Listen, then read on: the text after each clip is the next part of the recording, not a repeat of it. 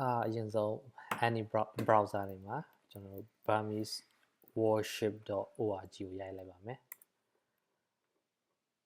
ရိုက်ပြီးရင်ကျွန်တော် sign in လုပ်လိုက်ပါမယ်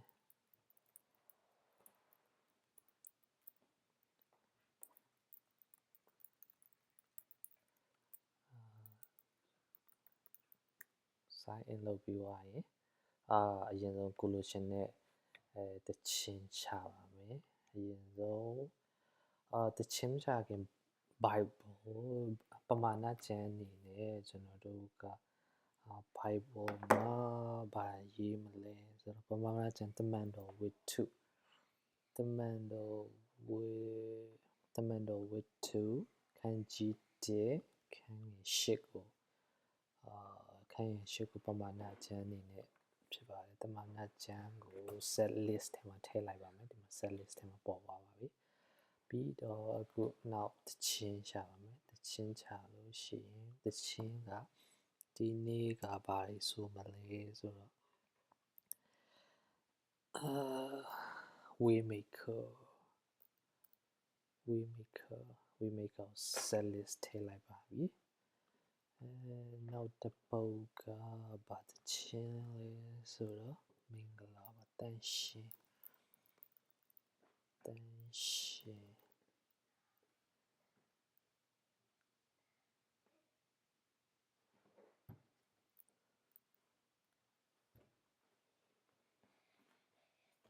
ေအောင်ဒါမင်္ဂလာပါတန်ရှင်ပန်လို့ရေးရတန်ရှင်မင်္ဂလာပါကျွန်တော်မင်္ဂလာပါမရေးတဲ့ကမရေးတဲ့တော့ဒီရှယ်မင်္ဂလာပါတန်ရှင်တော်ဝင်မရိုက်လိုက်တယ်ပေါ်လာတယ်တန်ရှင်တော်ဝင်နော် set list လုပ်လိုက်ပါပြီပြီးတော့ဌာနတော်ထမရေးတဲ့တော့နတော်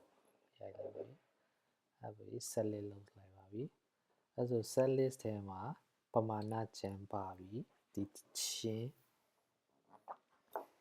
ဝေးမိတ်ကမင်္ဂလာပါနောက်ပြီးတော့အလိုချင်ဆုံးကျန်နေတယ်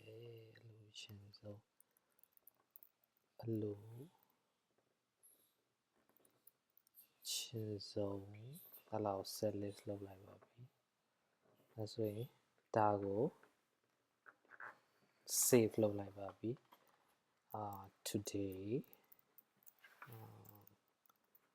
today ဆိုပြီး save လုပ်လိုက်ပါပြီ save လုပ်လိုက်ပါပြီ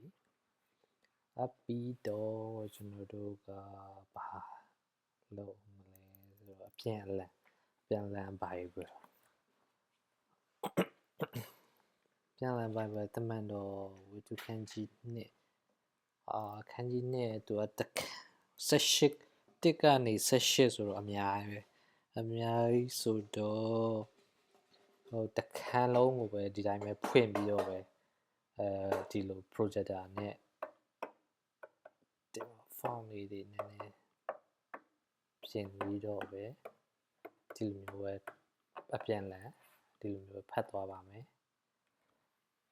ပြီးတော့အဲ့ဒါကျတော့ save လို့မရဘူးပေါ့နော်တခန်းလုံးဆိုတော့ပြီးတော့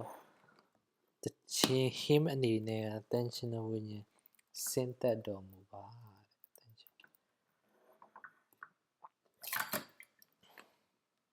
တန်ရှင်တော်ဝိညာဉ်တော်မြည်ဆင်းသက်တော်မူပါလောက် save လေးလုပ်ထားပါမယ်အမှန်တော့အခုနတန်ရှင်တော်ဝိညာဉ်ဒီထဲမှာလည်းတစ်ခါလဲ save လို့ရအဲ့တော့တစ်ခါလဲဒီထဲမှာပဲထပ်ပြီးတော့ save လိုက်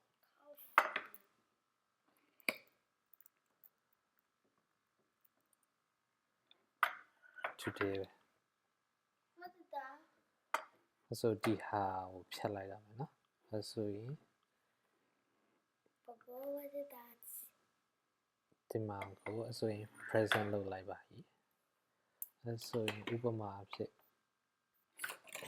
တန်ရှင်တော်ဝိညာဉ်တော်မီဆိုပေါ်လာပါပြီလာပါပဲကျေးဇူးတင်ပါတယ်ဆိုင်လို့ရပါပြီ အခု sign out လုပ်လိုက်တယ်အခုပြန်ဝင်ကြည့်ပါမယ် MCF ဟော new dan mcf@gmail.com sign လုပ်လိုက်ပါပြီကျွန်တော်တို့